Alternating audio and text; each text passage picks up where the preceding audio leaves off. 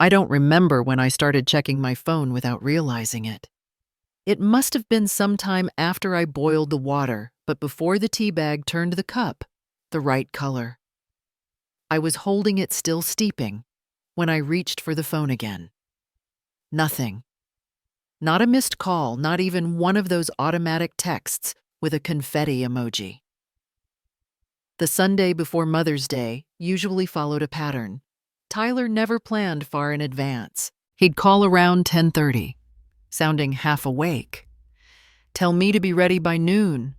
Say something like, "Brittany's still fixing her hair," or "We'll swing by after we pick up her mom." Then I'd sit near the front window, one eye on the driveway. Most years I wore the same navy blue jacket. The hem is starting to unravel on the left side, but no one notices. This year, I took it down from the hook anyway, just in case.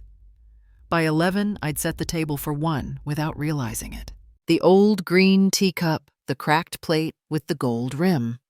I cut an orange and left the second half wrapped in paper towel. It stayed there until evening. The email came around 12:15. Not from Tyler. From Susan Campbell, a former co-worker, someone I haven't spoken to in years. No subject line, just a forwarded photo with the caption, "Still visible, our favorite matriarch." In the image, Brittany was laughing so wide you could count her back molars. She wore a red dress, the kind that photographs well in sunlight. Her hand was wrapped tightly around a tall glass of champagne arm slung over Bonnie's shoulder. Bonnie, of course, was radiant. Gold earrings, silk blouse, the kind of posture that says she belongs. Tyler stood behind them both, smiling, holding a gift bag that looked like it came from a luxury boutique.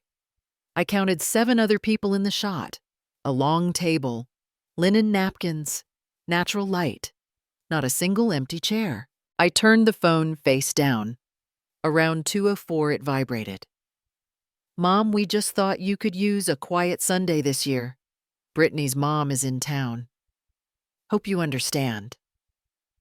There was a period at the end. That struck me more than anything else.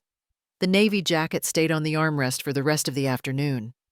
I didn't put it away, just sat near it folding and unfolding the cuff. There's a loose thread there I've been meaning to fix. I wound it around my finger instead. Later, when the light changed, I opened the old photo album. Not digital, the kind with plastic sheets and glue that yellows. I found the pages from past Mays. Jake with jam on his cheeks, Emma wearing a crooked paper crown she made in school, Tyler carving chicken with his tie slung over his shoulder. Brittany once gave me a mug that said "World's Okayest Mom." She thought it was hilarious. That was 4 years ago. I still have it. I use it for rinsing paintbrushes now. I paused on a photo from the year Robert passed. The kids looked smaller, quieter. That day, they gave me a picture frame with the word "family" in block letters. I'd placed our last full group photo inside it before Brittany started using phrases like boundaries and emotional clarity. I went to the closet and found the frame still wrapped in newspaper from the last time I moved it. The glass had cracked diagonally. I left it that way. I didn't respond to Tyler's text. Not because I wanted to punish him, but because there didn't seem to be anything worth saying. "It's fine" felt dishonest. I understand too generous. Anything else would have required explaining a silence he didn't notice had begun. Around 5:30, I made toast. The crust was too hard. I ate it anyway. I thought about how Bonnie smiled with her entire face, how easily she fit in, like she'd been born to belong in their photos. Brittany calls her every morning. I know because she mentioned it once in passing. "Mom says the citrus here is awful. I'll bring her some next time. No one asks if I need anything. I still have a can of peaches in the pantry from last Thanksgiving." Tyler dropped off a grocery bag, said "just in case," and left before I could finish thanking him. After dinner, I set the teacup in the sink. The ring around the inside had deepened almost permanent now. I considered scrubbing it, then left it. I sat in the armchair, picked up the envelope where I keep greeting cards from past years. Not many. One was unsigned. Another had only the printed message, nothing in Tyler's handwriting. The most recent one read, "Thanks for everything, Mom." No comma, no name. I remember holding that card and wondering if everything was meant to include my silence. I turned off the light earlier than usual. The porch outside creaked once. It could have been the wind. I didn't check. The jacket was still on the armrest. I folded it neatly and laid it across the back of the chair. The thread around the cuff had broken sometime during the day. I wrapped it around the handle of the old album and closed the cover. I didn't sleep right away. There was a sound in my head, not a voice exactly, just a sentence that lingered. "It's better this way, Mom. You need the rest." I didn't answer it. I just stared into the dark until it faded. Some habits begin so quietly, I didn't realize I had formed them, like checking the group chat but never typing, or folding the cloth napkins differently when company came because Brittany said creases looked a little dated. I started placing mine under the plate. I remember the tickets to the play. It was a small production, nothing flashy, just a local theater's take on a classic. I'd thought it was safe, something neutral. I paid extra for good seats, thinking the kids might enjoy the novelty of velvet curtains and a real intermission. I printed out the confirmation and tucked it inside a card. Tyler barely looked up from his phone. Brittany glanced at the title and said, "Oh." Mom hates period dramas. No one asked if I'd mind going without them. The envelope sat on the counter for 3 days before I threw it away. I stopped planning things after that. Not all at once, just small adjustments. If there was a street fair nearby, I'd go in the early hours so I wouldn't risk bumping into them. I wore neutral colors to dinner. I learned that Brittany didn't like floral perfumes, so I switched to an unscented lotion. I started telling people I was a minimalist, even though the truth was, I no longer knew where I belonged in their world.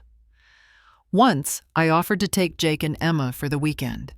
It had been a long time since they stayed over.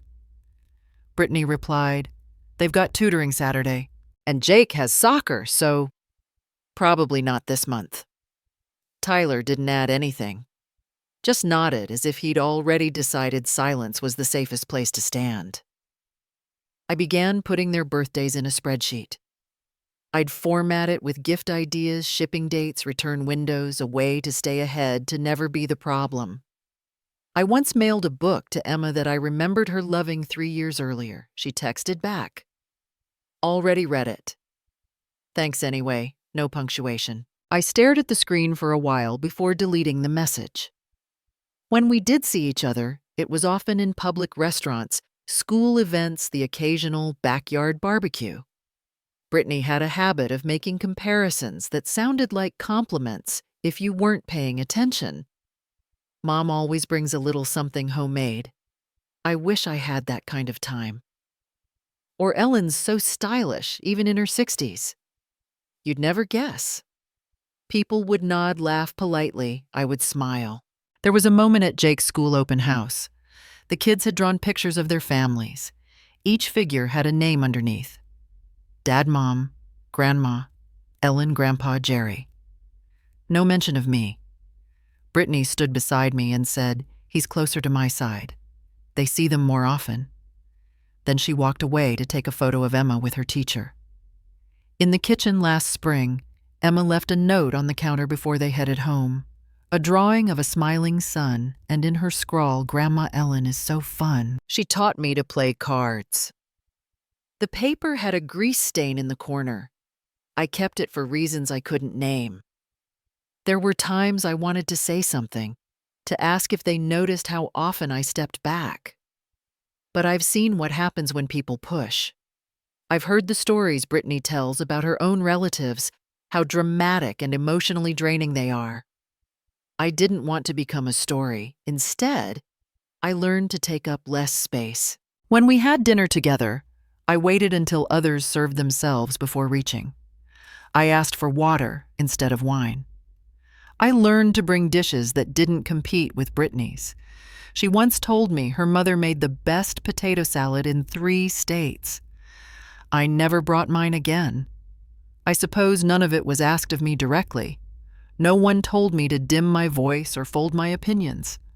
But over time, I understood what was preferred, what made things easier, what kept the air light. Tyler once called me low maintenance. I think he meant it as a compliment. I used to keep a ring in my purse, just a simple gold band Robert gave me before we were married. It wasn't fancy, but it fit me better than the diamond one. I liked how it turned warm with time, how it held a slight dent from the years I wore it while lifting laundry baskets. One afternoon, I realized I'd stopped carrying it. It had been replaced with hand sanitizer, a pack of tissues, a travel-size stain remover, things that said prepared instead of remembered. At dinner last winter, someone brought up end-of-life planning. Brittany joked. Well, Mom's already got her ducks in a row. She made a spreadsheet for her estate. Everyone laughed. Tyler looked at me, unsure whether to laugh with them or not. I said nothing. I thought of the file folder in my cabinet labeled Final Arrangements in clean block letters. I'd made it 2 years earlier in silence over tea. Sometimes I wonder how long it takes to disappear before someone notices. Not physically, just the version of yourself that used to speak first, that used to have preferences. That version used to play piano after dinner, even if the notes stumbled. That version once baked pies from scratch. Tyler didn't like pie crust, so I stopped. When Robert was still alive, he used to hum under his breath when reading the newspaper. A low sound, almost like a second heartbeat in the room. I hadn't thought of it in years, but the other night, while rinsing out the coffee pot, I caught myself humming. I stopped halfway. The silence afterward felt heavier than I expected. I haven't played the piano in over 6 years. The keys are probably stiff by now. I walked past it yesterday and thought I should check the tuning. I didn't. There are things I chose not to bring up. Not because they didn't matter, but because I thought it would be easier if I didn't. I've come to understand that silence, too, is a kind of offering. Not always accepted, but given nonetheless. And maybe that's the part I keep returning to, that I wasn't absent. I was just quiet. That was my version of trying. Some names disappear faster than others. Not through neglect exactly, but by erosion, like letters carved into sand instead of stone. I noticed it first on a holiday card from Emma. The envelope was addressed in Tyler's handwriting, careful and angled. But inside, the note read only Happy Holidays, no dear grandma. No signature. Just a printed snowman and a faint sticker of a candy cane at the corner peeling at the edge. I remember holding it a little too long before slipping it behind the kitchen clock. It stayed there until spring unnoticed. The box in the office still smells faintly of lemon oil. I open it once in a while, not out of nostalgia, but because I need to remind myself that certain things happened. I earned a degree in accounting with a toddler at home. I balanced payrolls by hand in the early years. I hired people, fired. People kept the company upright during 2 recessions. Inside the box, a photo of me at a podium, the certificate from the Chamber of Commerce, a plaque with my name spelled correctly in brass. None of it ever made it onto Tyler's shelf. His yearbook has a page where seniors thank the people who shaped them. His words read, "My parents taught me the value of hard work and showed me how to stand on my own." There's a photo beside it, him and Robert in matching flannel shirts standing next to the grill. The first time I saw it, I closed the book too fast and bent the cover. I tried to flatten the crease, but it stayed. Some things do. I don't think Tyler meant to leave me out. I don't think he even noticed. There was a birthday one year mine, but it fell near Thanksgiving. Brittany hosted the dinner. The table was long, covered in beige linen and ceramic pumpkins. After the meal, someone brought out a pie, and the kids lit a candle. "This is for everyone with a November birthday," Brittany said, laughing. Jake sang the wrong name halfway through. No one corrected him. I nodded along with the others, clapped when the flame went out. Tyler glanced my way and smiled as if that were enough. I didn't mention the card I'd never received. When Robert was alive, he used to wrap presents with newspaper. He thought the comics section made everything look festive. I kept one, a small box tied with kitchen twine. Inside a thimble he found at a flea market. "For your sewing kit," he'd said. "Not because you need it, but because you always fix what no one else does." That box lives at the bottom of the drawer in my nightstand. I haven't opened it in years. At Brittany's birthday last summer, there was a video montage.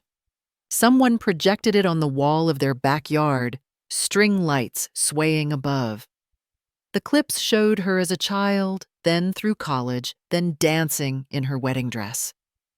Near the end, Tyler's voice played over the music.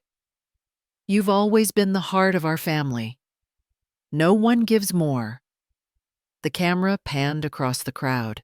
I was sitting near the back. He never looked my way. Later, while people mingled near the cake table, Bonnie leaned in. "You don't mind," she said, "that the grandkids call me Grandma, do you?" It just happened naturally. I didn't answer. I think she took that as permission. In the guest bathroom at Tyler's house, there's a row of framed photos on the shelf above the toilet. All of them feature Brittany's side of the family. Her brother at the beach, her parents at a winery, Emma as a baby in Bonnie's lap. There used to be one of me and Tyler taken in the hospital the day he was born. I'd been wearing a hospital gown and holding him close. That frame's been replaced by a watercolor of lavender fields. I found it in the bottom of a drawer once the photo, not the painting. The corner was bent. I took it home, wiped the glass clean, and placed it inside a plain wooden frame.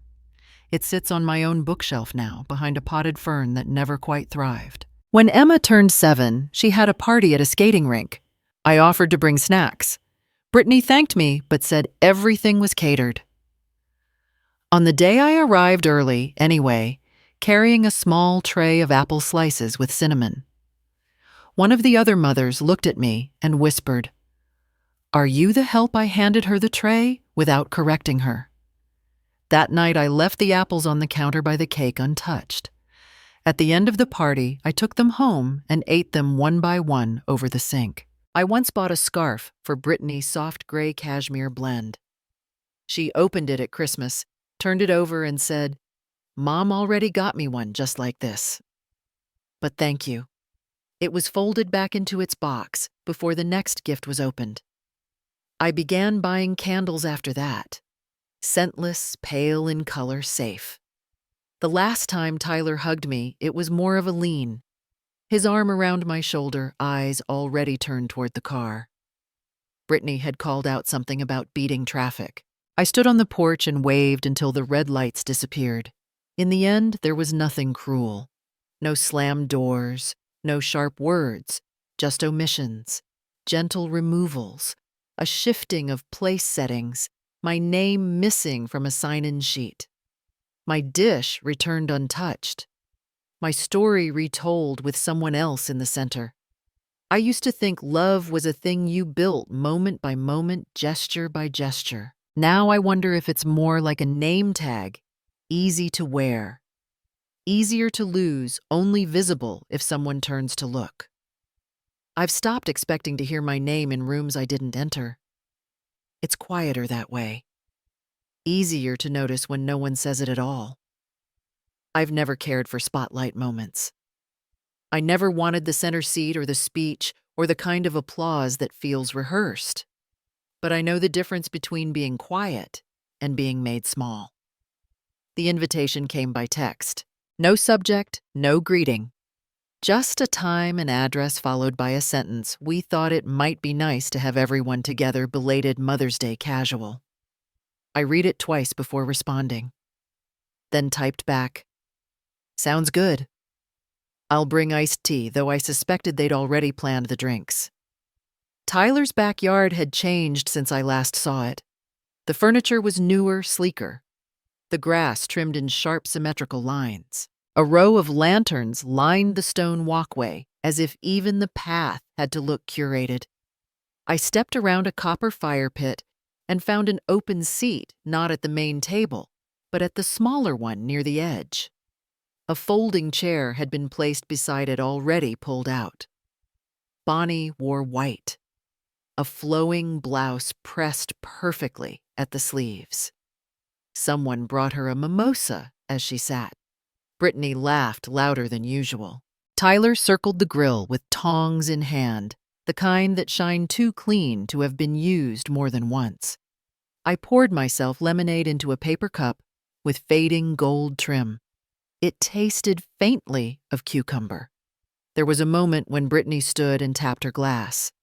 Not loudly, just enough for the room, or rather the yard, to hush.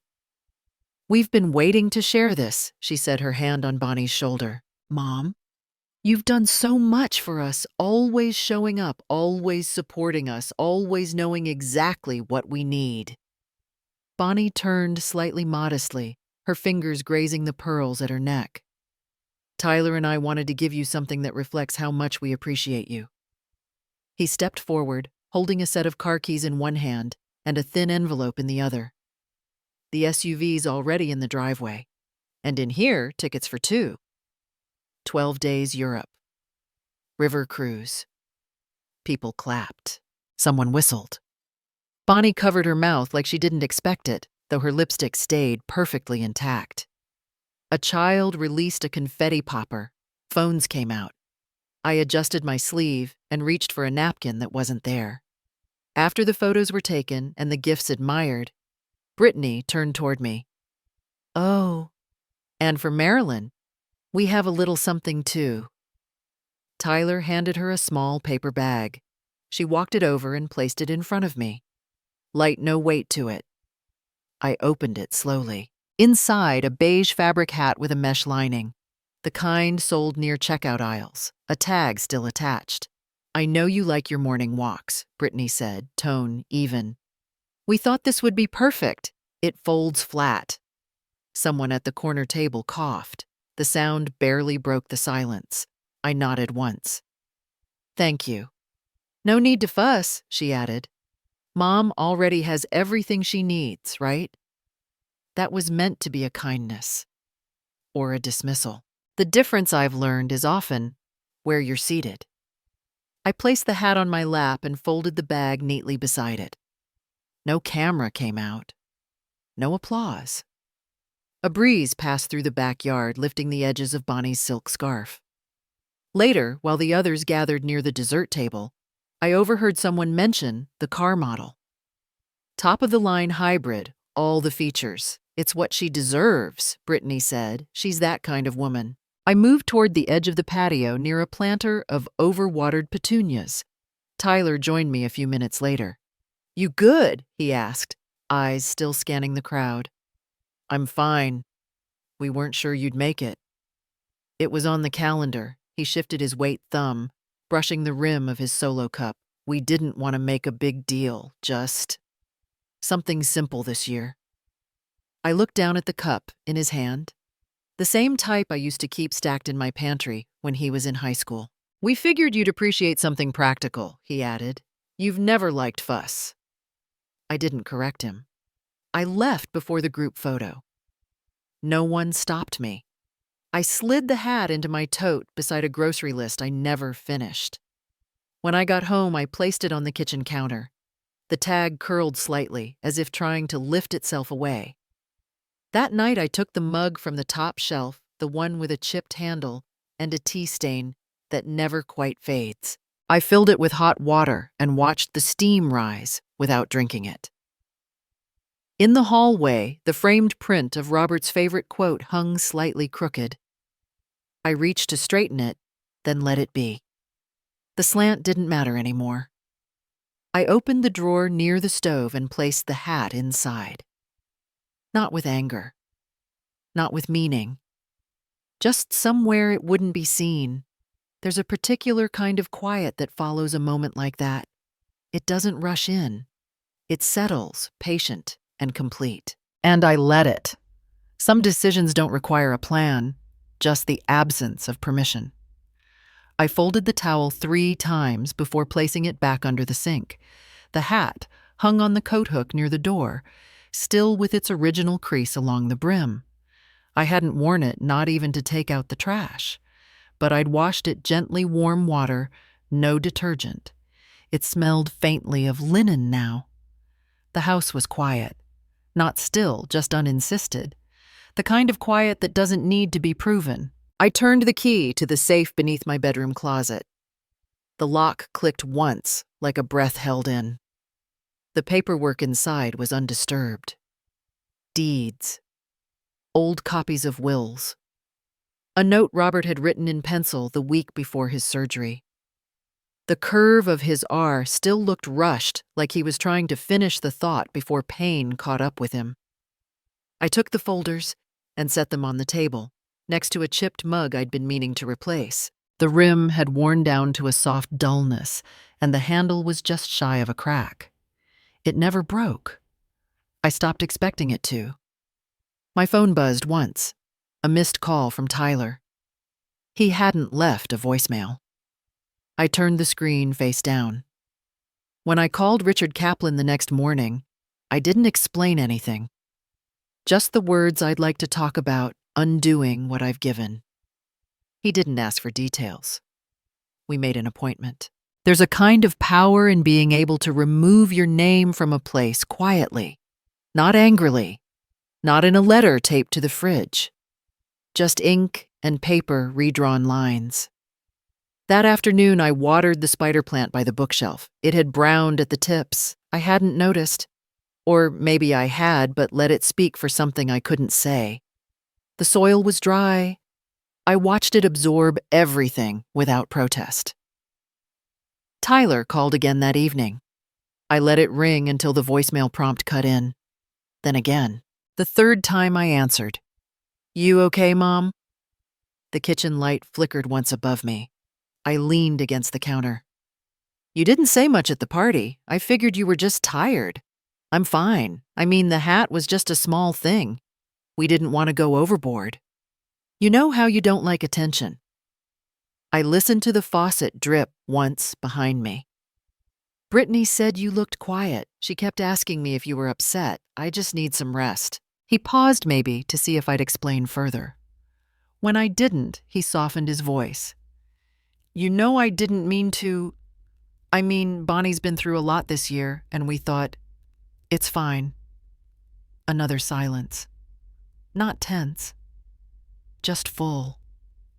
"I'll check in later this week." "Okay," I didn't answer. Not yes, not no. Just let the line stay open until he hung up.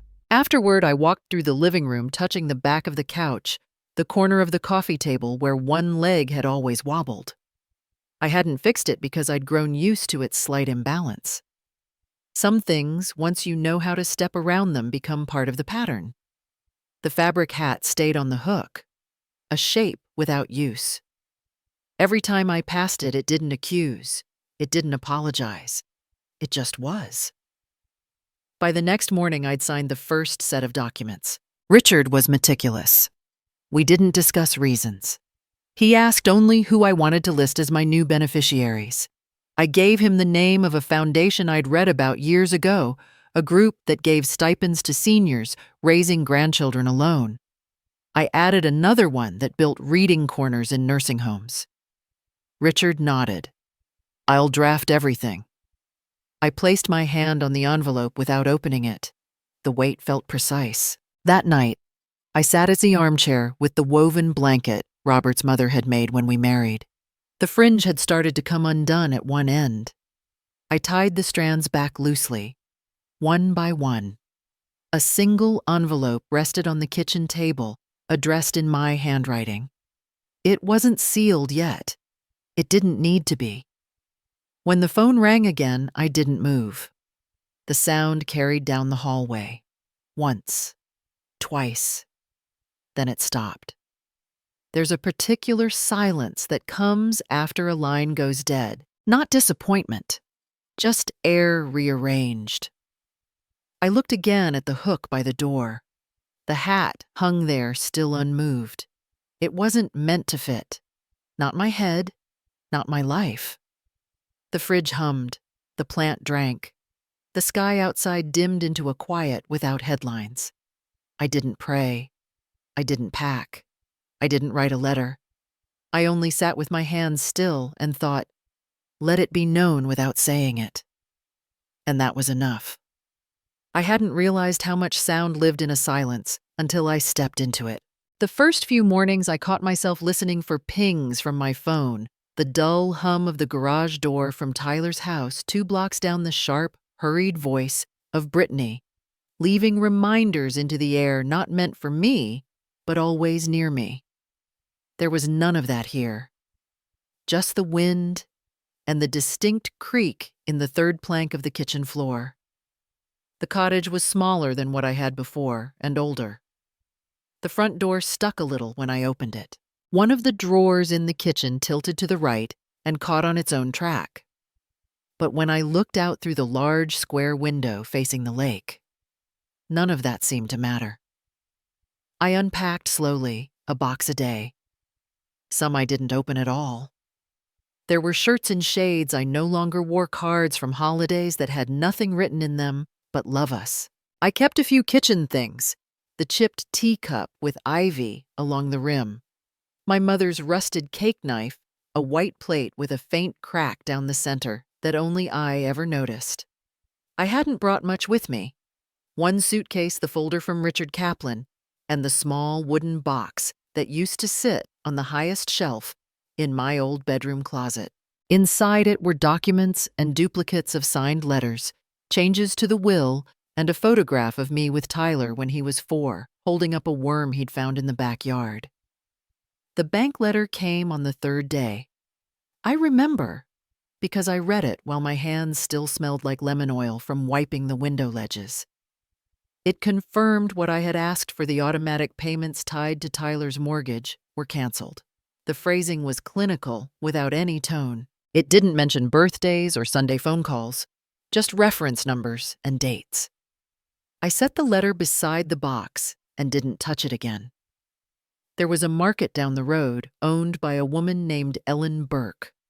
She was 72, wore large earrings that never matched, and had a tendency to say things like, "You look like you came here to breathe." She didn't ask questions. I liked that about her. Ellen gave me a bundle of herbs from her garden without asking if I cooked. I didn't tell her I hadn't turned on the oven yet. I just took them, tied them with twine, and set them in a glass jar on the kitchen sill. They dried out in 2 days.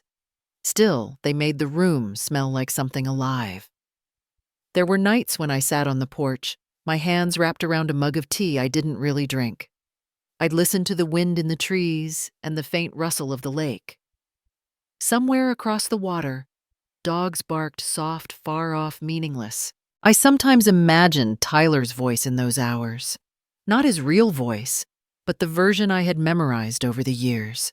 Polite, rushed, always just one word away from a meeting. "Mom, it's not like that. It's just easier this way. You know we love you, right?" He had said all those things. They were not cruel. They were also not kind. I'd learned that language can be used to hide meaning just as easily as it can reveal it. I made breakfast every morning, 1 egg toast, half a grapefruit. I did not eat the grapefruit, but sliced it cleanly, laid it neatly on a plate, and placed it beside the egg. Ritual, I suppose, was a kind of scaffolding. It held me upright. There was a drawer in the new house that I filled with mail, addressed to my old name. Flyers. A birthday card from someone I hadn't spoken to in 6 years. One envelope with no return address that simply said, "Still thinking of you." I didn't open that one. I folded it neatly and tucked it inside a book about prairie gardens I'd found at a second-hand shop. Tyler didn't call that first week, not the second either. On the 11th day, I changed my phone number. The new one I gave only to Richard Kaplan and Ellen. There was no announcement, just a new line, a quiet severing. I kept the old number on for a while on a separate phone. I let it die on the table without charging it. A slow, unnoticed departure. The first visitor I had was a stray cat. It didn't stay, just sniffed around the porch, looked at me, blinked once, and left. I didn't try to feed it. There was a lesson there I didn't feel the need to name. I rearranged the furniture twice. Not because I was unhappy with it, but because I needed to know the weight of each piece, where it could move, where it resisted. One afternoon, I sat with the legal folder in my lap, the sun cutting sharp lines across the floor. I read the documents without rereading. Everything was in place. The estate no longer passed through Tyler. The trust redirected elsewhere, children, elders, food banks. I had written a note to Richard.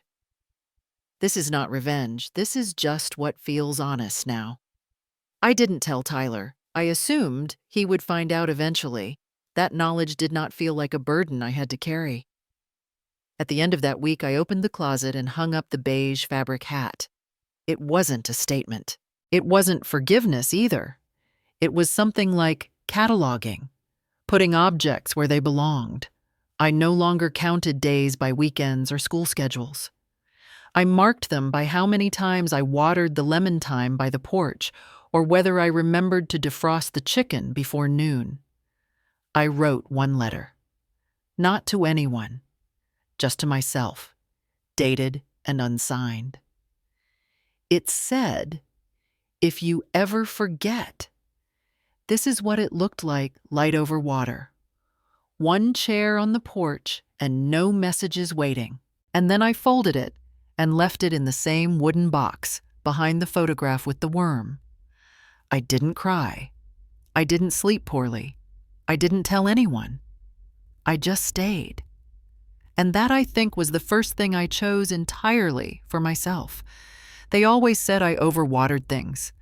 The hydrangeas at the old house, the herbs on the kitchen sill, even the Christmas cactus that barely bloomed. You don't have to save every leaf, Mom. I used to laugh. But I kept pouring. I was trimming back the vines along the porch rail when my phone rang. A new number, unrecognized. I hesitated, thumb hovering above decline. Then I answered. Hey, Mom, just checking in. Haven't heard from you in a bit. I pinched off a leaf, dropped it to the dirt. Everything good, I heard. Someone said you might be thinking of selling the firm. I leaned my back to the wooden post. It creaked gently. You know the timing would be kind of crazy with us still figuring things out financially. Britt's been looking into daycare options, and honestly, we're stretched. But I'm sure you know that. I heard the part he didn't say, that I should wait, that I owed him more notice, that I'd done something quietly treacherous. I mean, is there something we should talk about, Mom? I stared out at the road that led nowhere in particular. A robin hopped along the fence line. You're not mad, are you? I just figured, maybe you're not thinking this through.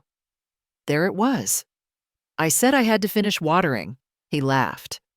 Still fussing over plants. That's classic. When I hung up, I checked my email. A message from Travis Meyer, the acquisition manager at Langley and Field. Subject line, unusual contact. Someone claiming to represent me had emailed asking for details about the buyout timeline, signing authority, and projected valuation using a fake address that mimicked my firm's old domain. Sounded off, Travis noted. Wanted to verify it was from your team.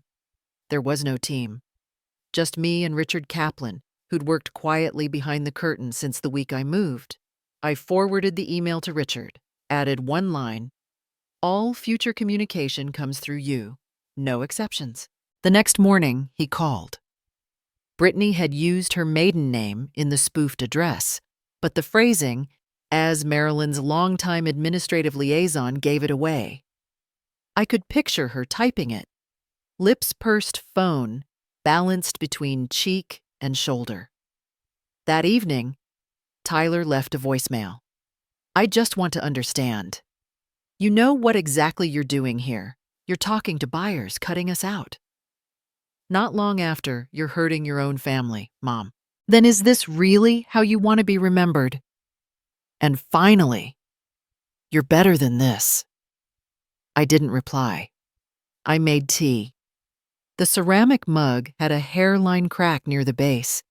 I'd found it while unpacking one of the few things from the old kitchen that had followed me here. White, with a blue rim worn down from years of rinse and reuse. Robert used to drink coffee from it. Always black, never stirred. I noticed that the birds didn't scatter as easily here. They landed, stayed, as if they understood. Stillness was welcome. When I first started the firm, Tyler would sit in the office after school eating granola bars and flipping through binders. "You really do all this by yourself?" he once asked, not with admiration, but with surprise, as though the scale of it didn't quite match the person he thought I was. That memory came back while I scanned the latest updates from Richard. He'd finalized the separation of all major assets from familial oversight. The trust had been renamed. Disbursement rights were now entirely philanthropic. That afternoon, I stood in front of the small mirror above the sink, holding the envelope he'd sent. Inside was a single notarized line confirming that Tyler's name had been removed from the Hartwell contingency clause. No copies sent, no ceremony, just ink and intention. I folded the document and placed it in the top drawer beside an old Polaroid Tyler, at 11 grinning half his tooth missing, holding a kite we'd made from paper bags and twine. I didn't cry. I didn't touch the photo. A week later, Ellen Burke waved me down at the mailbox. "Someone called here asking if you were looking for an executive assistant again. Said she used to work for you. Sounded fishy." I thanked her, asked for the name. She couldn't remember it exactly, but the voice was young, clipped overly polite. Almost like she was reciting lines. I baked banana bread that night, gave half to Ellen, left the rest wrapped in a cloth napkin on the counter. Didn't eat any. The wind knocked a few leaves loose from the porch vine, and I swept them into a pile. The silence felt round, like something that had edges, but no weight. I didn't respond to Tyler's last message. "You're dismantling everything we built with you." He never used the word "you built." I read the line again once, then deleted it. No archive. The porch creaked under me as I sat down with a glass of water. Not tea this time. The mug had finally cracked through. I didn't throw it away. I set it on the windowsill with a sprig of lavender inside. It looked like it belonged there. They came back, but not for me. Not for my well-being or my peace or my company. Just for the parts of me they thought still belonged to them. But I had already packed those away. And I had stopped pouring. Some things don't break until after they've been quiet a long time. Like the step on the porch, which had held my weight through summer storms and mail deliveries, but gave way without warning one morning when the weather was still and no one was watching. That's what I thought of when Tyler arrived. He didn't text ahead. I saw his car pull up, saw him step out slowly, looking not at the house, but at the gravel under his shoes. He hesitated, hands in his jacket pockets, then walked toward the front. I had already set the kettle on. Not for him, but out of habit. I poured the water and steeped 2 cups, though I placed only 1 on the table. He stood near the door, not sitting, not moving much. His eyes landed on the windowsill, where a small clock ticked not loudly, but enough to remind us both it was running. "You really aren't coming back," he said. I didn't answer right away. I folded a cloth napkin twice and smoothed the edges with my palm. "We were blindsided," he continued. "You should have told us what you were planning." I lifted my cup, but didn't drink. "Brittany," she said it first, "that maybe you were punishing us." I didn't want to believe it. I looked at the way his shoes were angled slightly away from me, not quite inside, not quite out. You didn't even try to talk to us." He paused, waited for something, a defense, an explanation. I offered none.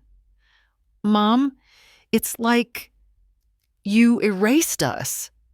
I reached for the sugar tin, poured half a spoon into my tea, stirred slowly. The metal made a sound against the ceramic, a rhythm older than this conversation. "You gave up everything we built as a family. That business was part of us." I looked at the framed receipt on the wall behind him. Hartwell Consulting, first quarter invoice 1984. Paid in full. Client Nestor Glass and Roofing. "You're turning your back on everything he said." I set the spoon down. "No, I said just on some things." His jaw clenched. "You're walking away from your family." I took a sip. It was still too hot. "I used to think family meant the people you raise, the ones you give to. Now I think it's the ones who hold your name like it matters." He shifted his weight. "That's not fair," he said. "We love you." "You needed what I gave," I said. "That's different." He stepped forward finally. Still didn't sit. "You're saying we used you. I'm saying I allowed it." His eyes moved to the cup I hadn't placed for him, then to the window. Light was starting to bend across the sill, touching the edge of the kettle. The floor creaked under his shoes. "Do you think this makes you strong?" he asked.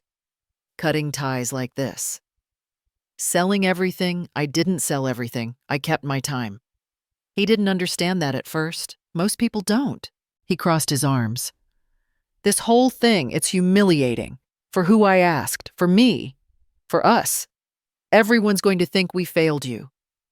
I folded the napkin again. "Smaller now." "You'll survive it," I said. I did. No one ever gave me a plan to follow. You didn't have kids to raise, a family to carry. I looked at him for a long moment. The words he couldn't hear sat thick between us. He blinked fast. His voice dropped. "You always said you'd be there." "I was." Silence settled. The kind that doesn't invite more words, only makes room for them to fall and echo. "You never fought back," he said. "You just took everything with that look, that quiet." I traced the rim of the mug with my finger. "That's worse than yelling," he said. "At least yelling means you care." I didn't respond. I reached behind me, picked up the envelope Richard had sent unsigned documents. Nothing urgent, just closure. Tyler's voice broke. "You want me to beg, is that it?" I met his eyes. "I don't want anything." He finally sat, slowly, like the chair might not hold him. His shoulders curled inward, hands locked between his knees. "This is going to ruin us." "I thought that once, too," I said. "When your father left, when the house flooded, when the board rejected my first pitch. But none of it did." He swallowed hard. His knuckles turned white. "I'm not you." "No," I said. "You're not." His face turned toward the window where the sun had dropped low. The trees looked like cutouts flat against the last light. "I didn't mean for this to happen." "I know. I just thought you'd always say yes." "I used to." He breathed in sharply. "You're different. I had to be." He looked down at his hands, palms scarred from some accident I hadn't been told about. Or maybe they were just dry. "I don't know what to do now," he said. "You'll learn," I said. A long pause. He looked up again, voice low. "I'm still your son. You were never not." He blinked once. "Then why does it feel like I lost you?" I let the words sit. He waited. The kettle clicked once as it cooled. He stood again, slower this time, as if he'd aged in the hour. He didn't look at me when he walked to the door. "Will you be okay?" "I already am." When the door shut, I didn't move. The cup had gone cold. I didn't reheat it. I didn't cry. I didn't rearrange the napkins or wipe the table down or write anything in the notebook tucked behind the bread box. I just sat holding the spoon, still warm from memory, and let the silence name me new. Some doors don't creak when they close. They seal with the sound of paper sliding across a table, initials in blue ink, a nod from someone who's already forgotten your first name. I signed every page without pausing. The conference room smelled like dust trapped in leather chairs. The walls were a shade of cream that tried too hard not to be beige. A print of my old company's headquarters hung behind Richard Kaplan's desk, slightly off-center, as if someone had rehung it in a hurry. I glanced at it once. The windows in the picture were dark. No one was working late anymore. Richard didn't speak much. I didn't ask him to. He laid out the final documents.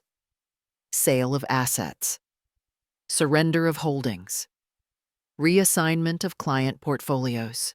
The number at the bottom, after taxes, after fees, after all the silent goodbyes, looked smaller than I remembered and more than I needed.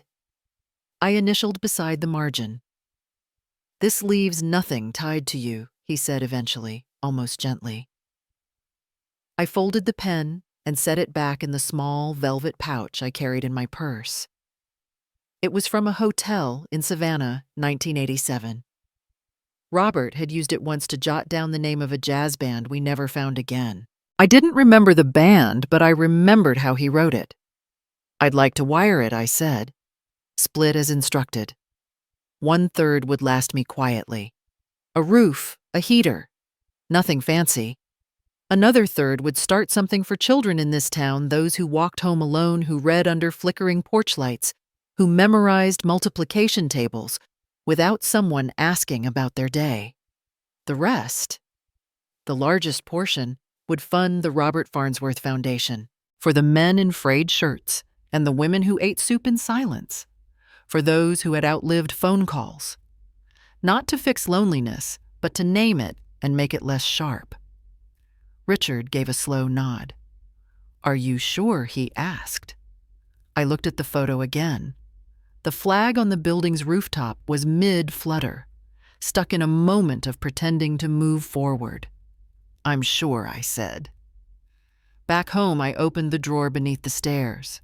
Inside was a wrapped bundle of papers and photos I hadn't touched in months. I took out the family portrait, the one from Tyler's graduation. Everyone smiling in beige tones and forced closeness. My dress had been too tight that day. Brittany's heels had sunk into the lawn. I removed the frame from the wall and placed the photo flat inside a drawer. In its place, I hung a painting of a lake at dusk, oil strokes thick with quiet. I didn't know the artist. I found it in a consignment store the week I moved. No one ever asked where the family photo went. That evening, I opened my email and wrote one last message. To Tyler Farnsworth. Subject: closure. I'm not keeping any of it. I chose to keep myself instead. Mom. I didn't expect a reply. I walked to the kitchen. The ceramic jar on the counter had once held sourdough starter. Now it held old coins, rusted buttons, and 2 marbles. One blue, one green. I didn't remember where they came from. I poured tea and looked out the window. The wind moved through the vines. Nothing dramatic, just the quiet shuffle of air going somewhere it was no longer needed. A few minutes later, I took out the stationery box from the side cabinet. It had my name embossed in gold leaf, something Robert had gifted me for our 10th anniversary. I hadn't used it much. It felt too formal for grocery lists. I wrote, Dear Ellen, if the weather holds, I'll be on the porch Sunday afternoon. I've got extra lemon tea and that jam you said you liked. Bring your knitting or just your company. Warmly, Marilyn. I folded the letter and placed it beside the kettle to mail in the morning. Ellen didn't do texts. Before turning out the lights, I ran my hand along the banister, stopping at the dip where the wood had worn smooth. No one else had touched that spot but me. It didn't creak. It just accepted the weight. Upstairs, the air smelled faintly of dried lavender. I'd placed a pouch of it in the closet last week, and it had worked its way into the sweaters. I chose the loose blue one, the one that had a small hole near the hem. Not everything needed mending. I didn't turn on the television. I didn't check the news. The world would continue turning with or without my worry. In the quiet, I remembered a conversation from years ago. Tyler had been 12. He asked why I never wore perfume like Brittany's mother did. "I don't want to leave too much behind," I'd said. He laughed and said, "You don't leave anything behind. That's the problem." At the time, it had stung in a way I didn't understand. Now I thought maybe it had been true, just not in the way he meant. I leave behind now. By design. Not as absence, but as offering. I closed my eyes and pictured the hands that would hold a scholarship envelope with their name spelled right. The hands that would open a care box at the nursing home and find a warm blanket or a book, or just a card signed with someone's name, not a staff signature, not a barcode. Just someone. There are things I will never explain. I'm not sure I should. I didn't do this to teach a lesson. I didn't do it to make a point. I did it so that my last act wasn't silence disguised as kindness. I did it because people are not conditions on a contract, and neither am I. I stopped counting the days when silence no longer felt like punishment. The porch boards cooled faster than the rest of the house, especially in autumn. I placed 2 cups on the table, the steam rising faintly, curling like a ribbon, and then gone. He always arrived a few minutes before the sun touched the waterline. I never asked how long he waited outside before knocking. This morning, Tyler's shoes were wet with dew. He wiped them quietly on the mat, and knotted hands tucked in the sleeves of his faded jacket. I had stitched that tear in the elbow once. He hadn't mentioned it. I handed him the cup. No sugar, no lemon, just black tea slightly oversteeped, the way he took it now. He sat across from me, same spot every time. Neither of us spoke about the gap that used to be between us, the kind that no apology quite fits. A bird landed near the railing. Brown and small, the kind I never could name. Tyler glanced at it but didn't move. I caught a glint of soil beneath his fingernails. His palms had thickened. Once Brittany had brushed dirt off his collar in the middle of a restaurant and whispered loud enough for the server to hear, "God, do you always have to smell like lawn?" Now he smelled like rosemary and clay. I didn't say anything. I just let it linger. Last week, a boy named Dion mailed me a handwritten note. I had read it too many times already, but I kept it folded inside the back of my recipe book between lentil soup and banana bread. His handwriting slanted upward at the end of every line. "Thank you for the scholarship. I want to be a doctor for old people. Like my grandma. She said I'm good at listening. I want to help like she helped me. Dion, 11 years old." I didn't know his voice, but I could hear him. Across from me, Tyler adjusted the edge of the tablecloth. A small bunch of wildflowers lay between us. Blue thistle and yellow oxeye. Not wrapped, not arranged. He didn't say they were for me. He never did. They were always just there each Saturday, waiting in his hand like something he wasn't sure he was allowed to give. Years ago, I might have looked for a card, asked if he picked them or bought them. Now I just moved them to the vase beside the door, trimmed the stems, and let the water carry their weight. He took a sip and looked out over the lake. "Work's picking up," he said finally.